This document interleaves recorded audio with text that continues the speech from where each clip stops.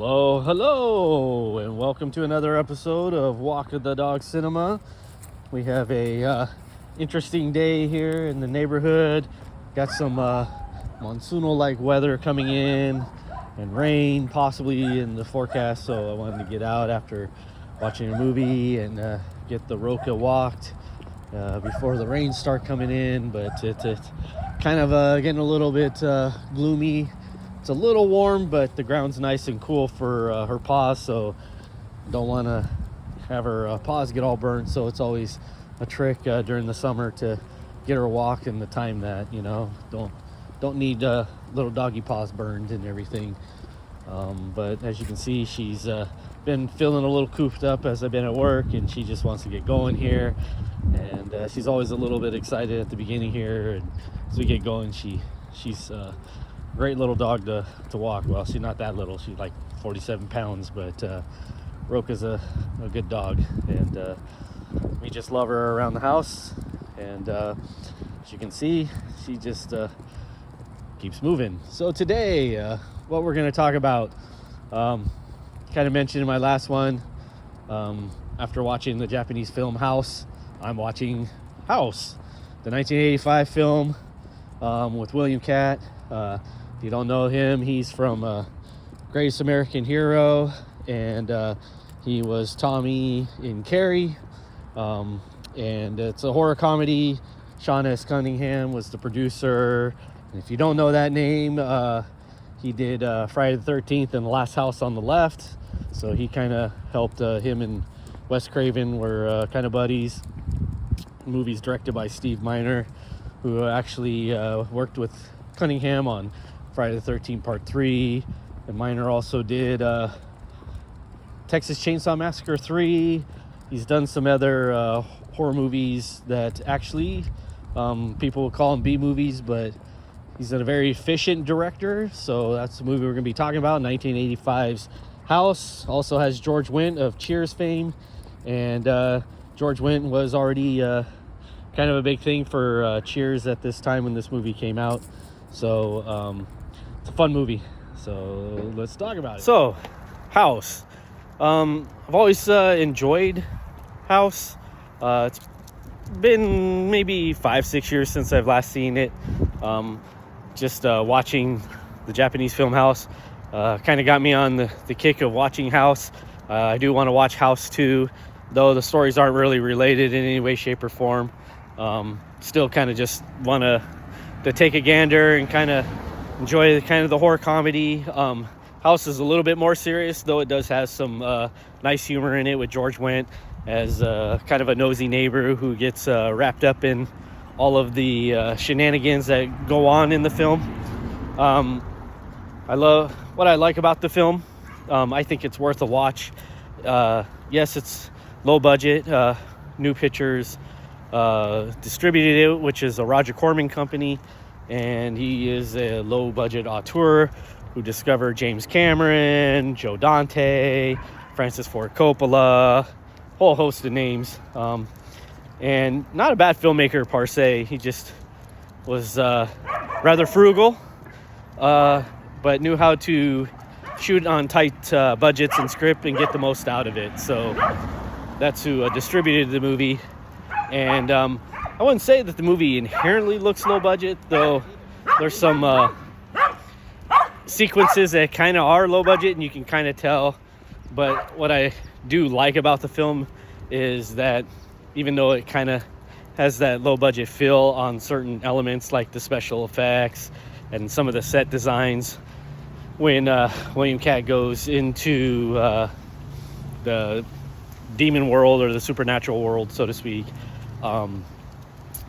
Steve Miner gets the most out of it, and it actually adds an interesting charm to the film that I kind of dig. It has a very during this time, we had Evil Dead 2 coming out.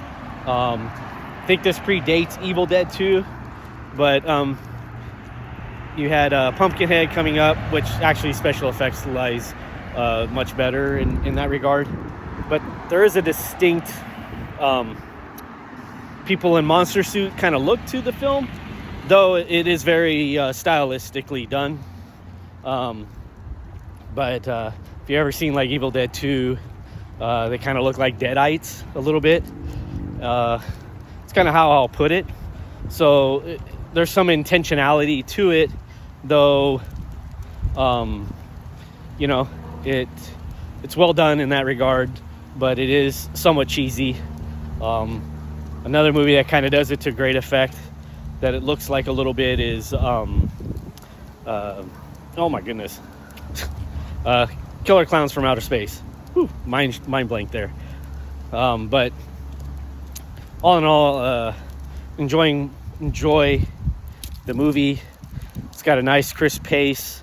Steve Miner is very, for me, known for that. He likes a lot of steady cam work, keeping the camera kind of moving. It's not very static, keeping the plot going. He handles action actually very well. It isn't rapid fire editing how he handles it. It has to do with motion of the camera, motion of the bodies. So it's a very efficient, very efficient, strong style that if you kind of ever see a Steve Miner movie, they all kind of have that feel and look to them.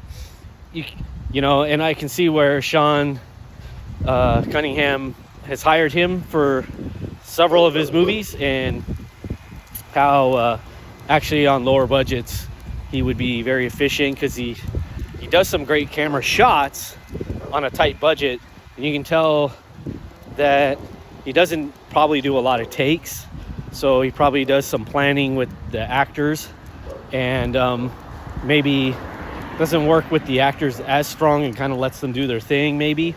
But anyhow, he's a very efficient director, and in that efficiency, though, there is a certain style with him that I do like. And when you watch this, again, spoilers and everything, so I hope I don't ruin it. I may ruin the movie for you if you've never seen it. You can stop here as I keep moving on, if you wish to, but if you don't mind it, keep listening. What I like within, especially like this horror movie, within the comedy elements too, even, it is tightly wound, and so you get some great suspenseful moments. Yes, there's some jump scare try to moments, but I just like how Steve Miner always keeps the plot moving and still gets some characterization out of it, whether it makes full sense. He lets the script kind of speak for itself. Friday the 13th Part 3 does that, even though there's moments where, yes, it was filmed for 3D. He tries to establish some lore within it, or, but it's always hurtling forward towards the climax. He's very cognitive of the climax, where I think sometimes directors kind of try to like keep you guessing in that regard. He kind of delves into the inevitableness of that climax and then builds kind of a little bit backwards. That's how it feels to me. I mean, I wouldn't know that. Never seen anything where he's talked about it or listened to any of his stuff. I'm just saying that's how it feels like. If I was deconstructing how it feels like he kind of builds it, and you'd say, well, where do you get that from? Just kind of going through my film classes and script writing. It always seems like it's pointing in that motion, in that energy, and just how he kind of takes to scene to scene to scene. It's like I said, it's very efficient. So there isn't extraneous shots or added little touches. What you see is what you're getting. The performance is what you see is what you're getting. But again, there's still like this energy with the camera. The opening shot, where we get how the house is set up to be an aunt's house of William Katt's character, and you get the shot of the house, in this great title sequence, but then the camera kind of just keeps moving and we see this young man pull up on like a little Vespa scooter, electric scooter kind of thing, and he's delivering groceries, and he walks into the house, but it's all a tracking shot with a steady cam, kind of goes in behind him, moves up with him suspensefully up into the stairwell in behind him, and then as he like enters through the door, then we cut, and then the camera kind of starts immediately panning to the left, just as the steady cam was kind of moving left. So you get this, like, that's what I'm saying, where the energy is kind of like the same camera movements moving in. There isn't these counter movements that some modern directors like to do. Christopher Nolan's one of them, where camera's moving right, the next shot he's moving left, and the camera, so it can be very disorientating. And that's what I mean. He's very efficient in setting up those shots. And then immediately as it comes through, we see that the aunt hung herself, and we get the establishment of the house and who owned it and how she passed away and everything, all in the span of like 5 minutes. I mean, boom. And it's quite suspenseful on one level, and a great setup to the house and its meaning to the whole movie, and the catalyst of it all that brings William Katt into the film and to the house. And the basis of that plot is we get a flashback. We get introduced to William Katt's I want to say Randall Cobb, but might be Ryan Cobb. He's a novelist, horror novelist, kind of like a Stephen King. Vietnam vet who wants to write a novel on his Vietnam experiences, but he's had some life events. Namely, his boy has disappeared from the aunt's home. We learn via flashback. While swimming, he just disappears. And him and his wife have gotten a divorce over it. His wife stars on a soap opera, kind of like a Dynasty or Dallas on late night. She's won some awards or been nominated, but we get established that she's not some raging monster. He's at a book signing. He meets some of his fans. You can see he's a little bit frustrated as a writer. And I mean, this is all set up for after the 5 minutes.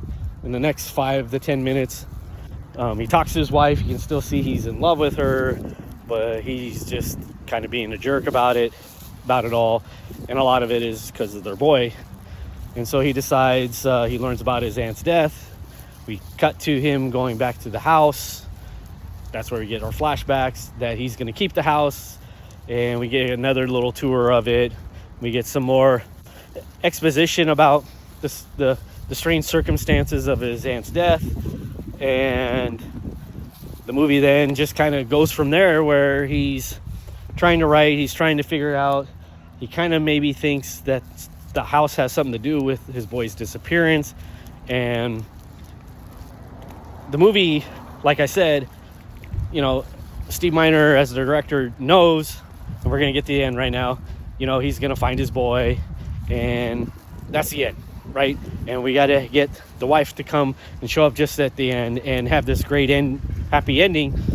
Steve Miner knows that you're going to get your happy ending. You're going to get the kind of cliche of all that. So how do we build from there? So I say it's kind of built backwards a little bit. Friday the 13th Part 3 kind of feels that way too, to get, your kind of shock ending a little bit, kind of built backwards. I remember Texas Chainsaw 3 is almost kind of like that, though I think he was brought in to kind of save that shoot. But like I said, you ever see a Steve Miner film, it kind of, they all have that feeling and that thrust and that energy to get to that moment. This movie pays off with that. Like I said, I think William Katt does a great job with his Vietnam vet. I think what's understated with this film also, if you've never seen it and watch it, is that, growing up in the 80s, there's a lot of movies on the Vietnam War. We're only 10 years removed of it ever being done. So it was still kind of raw. We really haven't seen a lot of movies even on like the first Iraq War, Desert Storm, things like that, right? let alone really touching into horror movies and stuff like that. But the 80s really, did that with the Vietnam War, and you had your Rambos, and you had all of those kind of movies, Uncommon Valor and Missing in Action. But what I do like is that it plays a little bit with, is this real or not real? I mean, we know it's real. The director doesn't say it any other way, but just a little bit in the beginning, they play with it from a PTSD standpoint, and they show how harrowing he's a little bit fatigued, and why he wants to deal with this pain. But it also has a major plot point to how essentially the house is using that pain to get at him. We never get exposition as to why. It's just so, in essence, the house is kind of evil and haunted, and it's gonna trick you and do that. And so it's demonic in some way, and it leaves it at that. Uses William Katt's pain. In essence, it is a certain soldier from the Vietnam War that got injured in a patrol, who he wanted William Katt to kill, ends up being kind of the big bad. You can kind of go whether that's the house or not really playing upon his fears. That's kind of how I take it, though you could take it in a literal sense. This is, he wasn't a good guy to begin with, went to hell, and he's kind of just trying to get back at William Katt for not taking him out of. And but it's great how it's kind of a manifestation of William Katt dealing with his psychological damage of the Vietnam War.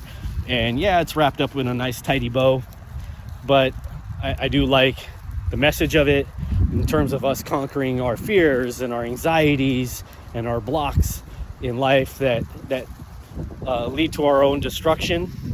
And it does it in an hour and a half, hour and 40 minutes, but it always keeps moving. It has some great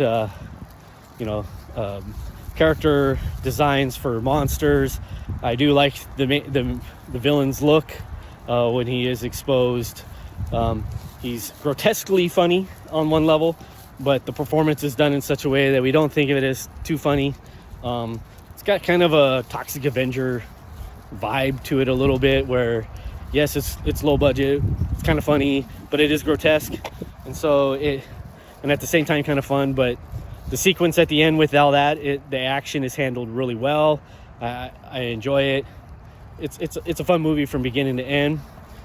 Take a look at it if you've never seen it. I think if you're into that kind of fun horror, I think it's a missed gem from the 80s that is really well done, and a product of independent filmmaking and low budget horror movies of its time, done to great effect, and deserves any of the props it gets and the following it gets. So check out House. Let me know what you think in the comments if you've seen it and liked it or didn't like it. I'm going to take a look at House 2 after this one, kind of keep on that kick. Please subscribe to my channel if you enjoy movie reviews or checking out movies that I'm watching. Maybe it's something that you haven't seen. Let me know what you'd like to see reviewed or talked about. And yeah, enjoy it. Have a good one, everyone.